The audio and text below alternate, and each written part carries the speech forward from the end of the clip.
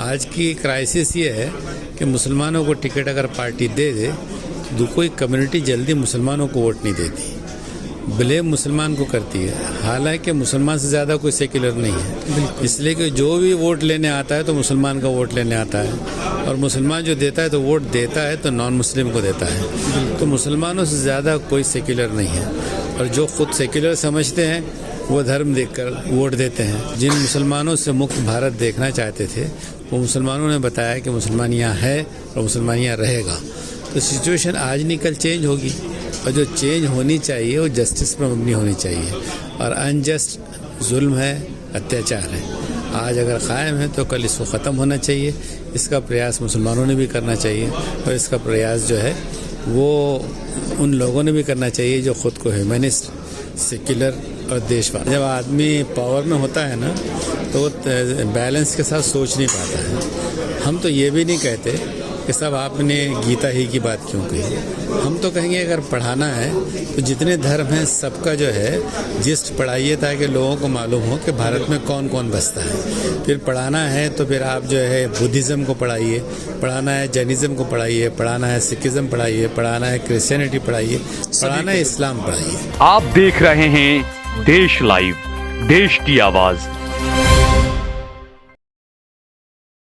अस्सलाम वालेकुम, आदाब, नमस्कार, सत श्री अकाल। देश लाइव में आपका स्वागत है। मैं हूं साहल कुरैशी। दोस्तों, इस वक्त जिस तरीके से मुल्क के माहौल की बात करें या मुसलमानों में एजुकेशन की बेदारी की बात करें, सियासी बेदारी की बात करें, हमेशा बातें बहुत होती है, लेकिन ज़मीनी लेवल पर क्या होता है ये सवाल मैं हमेशा उठाता हूं। और अक्सर आप पूरे भारत में कहीं पर भी देखें, कार्यक्रम हमेशा होते रहते हैं। मुज्तबा फारूक साहब मेरे साथ में मौजूद हैं, मुस्लिम दानिश्वर हैं। बरसों से, कई सालों से मुसलमानों से जुड़े हुए कई इश्यूज़ पर हमेशा बेबाकी से अपनी बात रखते रहते हैं। अहमदाबाद के दौरे पर हैं। अहमदाबाद में एक प्रोग्राम था जिसमें हिस्सा लेने के लिए आए थे। हम बात करेंगे मुज्तबा फारूक साहब से।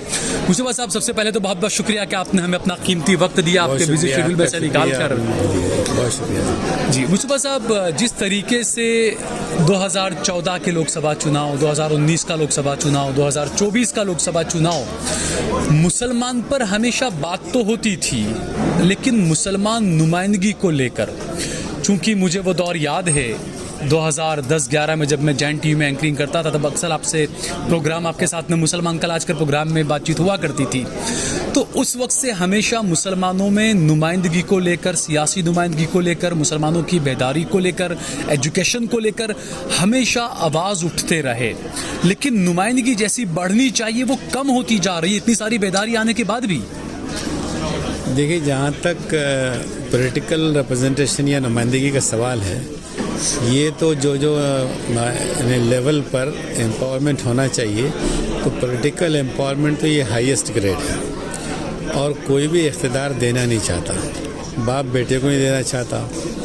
इवन ये होता है कि अगर मुलायम सिंह इख्तिदार देते हैं तो जिस भाई ने उनके साथ भागदौड़ की थी तो शिवपाल को नहीं देते, अखिलेश को देते हैं। बिल्कुल, बेटे को। इख्तिदार की जो टेंडेंसी है वो इख्तिदार अपने पास रखना। फिर यहाँ पर एक भारत की हिस्ट्री में जो भारत का विभाजन है उसका अब तक जो है बैकलॉग जो है वो भरा नहीं गया, या ये कहिए कि अब वो जस्टिस दिया नहीं गया जो यहाँ के इंडियन मुस्लिम्स का हक़ है। और ये समझा जाता है कि भारत के विभाजन में मुसलमानों का रोल था, हालांकि ये हिस्ट्री डिस्टॉर्टेड हिस्ट्री है। जिन लोगों का अप्रीहेंशन थे कि मुल्क आज़ाद होगा तो फिर से मुसलमान रूलर होंगे, तो उन लोगों ने तकसीम करवाया और वो समझते हैं भारत से पाकिस्तान चला गया तो यहाँ मुसलमानों का कोई राइट नहीं है। ये खिलाफ वाक़या, खिलाफ उसूल है। लेकिन उसके बाद जो कुछ जैसा कुछ सेक्युलरिज़म था तो मुसलमानों को टिकट मिलने के बाद मुसलमान जीत सकता था। आज की क्राइसिस ये है कि मुसलमानों को टिकट अगर पार्टी दे दे तो कोई कम्युनिटी जल्दी मुसलमानों को वोट नहीं देती, ब्लेम मुसलमान को करती है। हालांकि मुसलमान से ज़्यादा कोई सेक्युलर नहीं है, इसलिए कि जो भी वोट लेने आता है तो मुसलमान का वोट लेने आता है, और मुसलमान जो देता है तो वोट देता है तो नॉन मुस्लिम को देता है। तो मुसलमानों से ज़्यादा कोई सेक्युलर नहीं है, और जो खुद सेक्युलर समझते हैं वो धर्म देखकर वोट देते हैं। तो जब ये जो कम्युनल फोर्सेस का कम्युनलिज्म बढ़ा तो उससे मुतासिर होकर सो कॉल्ड सेक्युलर पार्टीज़ भी सॉफ्ट हिंदुत्व का शिकार हुई। तो वो भी अब रिप्रेजेंटेशन देने में झिझकती हैं। एक सिचुएशन है जो देश के हित में नहीं है। जहाँ भी जस्टिस को आप अवॉइड करेंगे उससे डेंजर डेवलप होगा। तो वो भी सिचुएशन जो ज़्यादा हाइप पर थी, इस इलेक्शन ने उसको कुछ कम किया है। और जिन मुसलमानों से मुक्त भारत देखना चाहते थे, वो मुसलमानों ने बताया कि मुसलमान यहाँ है और मुसलमान यहाँ रहेगा। तो सिचुएशन आज नहीं कल चेंज होगी, और जो चेंज होनी चाहिए वो जस्टिस पर मबनी होनी चाहिए। और अनजस्ट जुल्म है, अत्याचार है, आज अगर कायम है तो कल इसको ख़त्म होना चाहिए। इसका प्रयास मुसलमानों ने भी करना चाहिए, और इसका प्रयास जो है वो उन लोगों ने भी करना चाहिए जो ख़ुद को ह्यूमनिस्ट, सेक्युलर और देशवादी के।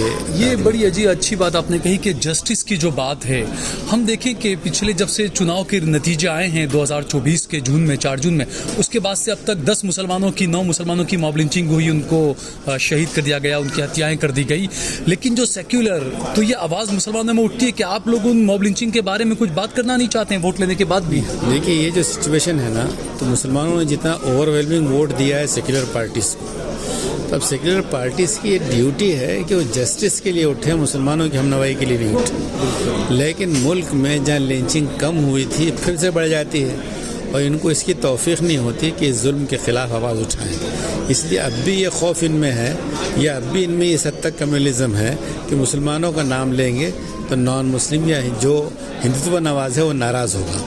और मैं समझता हूँ कि इन सेक्युलर पार्टीज़ को इसी सोच ने नुकसान पहुँचाया है कि हम जो है ऐसी कोई बात ना करें जो किसी हिंदुत्ववादी को नाराज़ करती हो। तो ये वोट की पॉलिटिक्स जो है देश के हित में नहीं है। इसी चीज़ को जो है यहाँ के वोटर ने डिनाई किया है, और वोट की इसका सिनेरियो बदला है। दूसरा, जैसा आपने कहा कि जो बदला है, जो मानसिकता उस तरह की बन चुकी है, क्योंकि हमने देखा कि एक सरकार की तरफ से थोपा गया कि स्कूलों के अंदर गीता पढ़ाई जाएगी, जबकि एजुकेशन सिस्टम में तमाम चीज़ें नहीं होनी चाहिए। अब बात यही आती है कि जब गीता की बात आई तो जिन लोगों को जो सेक्युलर बनते उनको आवाज़ उठानी चाहिए, उन्होंने आवाज़ नहीं उठाई। अब नौबत ये आई कि दिल्ली के अंदर यूनिवर्सिटीज़ के अंदर ये कहा गया कि मनुस्मृति पढ़ाई जाएगी, तो अब जो है वो आवाज़ उठाने लग गए आप कि मनुस्मृति क्यों पढ़ाई जाएगी। तो ये है कि आपने पहले उनको पूरी खुली छूट दे दी कि आप जो करना चाहें कर सकते हैं, और जब आप पर आने लगी बात तब आप थोड़ा तड़पने लगे। नहीं, यही चीज़ है। देखिए, जब आदमी पावर में होता है ना, तो बैलेंस के साथ सोच नहीं पाता है। हम तो ये भी नहीं कहते कि सब आपने गीता ही की बात क्यों कही। हम तो कहेंगे अगर पढ़ाना है तो जितने धर्म हैं सबका जो है जिस्ट पढ़ाइए, ताकि लोगों को मालूम हो कि भारत में कौन कौन बसता है। फिर पढ़ाना है तो फिर आप जो है बुद्धिज़्म को पढ़ाइए, पढ़ाना है जैनिज़्म को पढ़ाइए, पढ़ाना है सिखिज़्म पढ़ाइए, पढ़ाना है क्रिश्चियनिटी पढ़ाइए, पढ़ाना है इस्लाम पढ़ाइए, और वहाँ उनके जो बुज़ुर्ग है उनका तारुफ करवाइए। इसलिए कि देश जब आज़ाद हुआ था उस वक्त जो है ये आपके राधा कृष्ण जी ने इस बात को रिकमेंड किया था एज ए एजुकेशनिस्ट, या फिर सरी प्रकाश कमेटी ने इसको रिकमेंड किया था। हमारे पास कुछ गुंजाइश थी, लेकिन अब जब से हिंदुत्ववादी आए हैं वो कहते हैं कि साहब हम इसमें इस देश में वो चेंज लाएंगे और यहाँ पे एक धर्म को स्थापित करेंगे। हमारा मानना ये है कि धर्म को स्थापित करना मुसलमानों के लिए तो कोई बड़ा प्रॉब्लम नहीं होगा, लेकिन सबसे बड़ा प्रॉब्लम इन हिंदुत्ववादियों को होगा कि क्या ये दलितों को वो स्थान देंगे, क्या वो जो है बीसीस को वो स्थान देंगे, क्या वो लोग इनको एकोमोडेट कर सकेंगे। तो ये पॉलिटिक्स जो है बहुत डिविसिव पॉलिटिक्स है, ये देश को डिवाइड करेगी, और हम ये नहीं चाहते कि इस तरीके की चीज़ को फ़रोग़ दिया जाए। स्टेट का कॉन्स्टिट्यूशन सेक्युलर है, उसको सेक्युलर रखिए, उसी में हमारी इंटीग्रिटी है। जी, आपका वक्त ज़्यादा ना लेते हुए एक आखिरी सवाल ये, सच्चर कमेटी की रिपोर्ट पर अक्सर बहस होती थी, लेकिन सवाल ये उठते हैं अब कि कांग्रेस इतने सालों से इक़्तिदार में रही तो उसने सच्चर कमेटी के लिए क्या किया। ये कहा गया कि मुसलमानों की हालात दलितों से बदतर है एजुकेशन के मामले में और सब में, लेकिन उसमें सबसे अहम जो बिंदु ये भी कहा गया था कि जो सियासी नुमाइंदगी है उसको भी बढ़ाया जाना चाहिए। तो क्या उस बिंदु को लेकर सच्चर कमेटी की रिपोर्ट को कांग्रेस ने भी दबा दिया? नहीं, कांग्रेस ने तो यहाँ तक किया। देखिए, ये तो अच्छा है कि सच्चर कमेटी की रिपोर्ट मनमोहन सिंह गवर्नमेंट लाई, लेकिन आप उसमें रेफ़र करेंगे तो जो रेफरेंसेस उनको दिए गए थे तो उसमें पॉलिटिकल एम्पावरमेंट का भी सवाल था। बिल्कुल। लेकिन रिपोर्ट से पॉलिटिकल एम्पावरमेंट को हज़फ कर दिया गया। उसमें एजुकेशनल, सोशल, इकोनॉमिकल यही पैरामीटर रखे गए, और पॉलिटिकल का तो वो चैप्टर ही निकाल दिया गया। बिल्कुल। तो जिस पार्टी से आप पॉलिटिकल जस्टिस की एक्सपेक्टेशन कर रहे हैं, वो पार्टी खुद कम से कम उस पर बहस भी नहीं करना चाहती। जब बहस नहीं करना चाहती तो उससे ये कैसे एक्सपेक्ट किया जा सकता है कि जस्टिस देगी?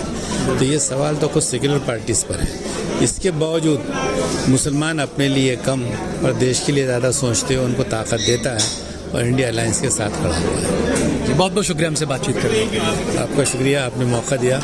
जहाँ किसी को तरक्की दे, इसका आप कामयाब करेगा। जज़ाकल्लाह, शुक्रिया, जज़ाकल्लाह।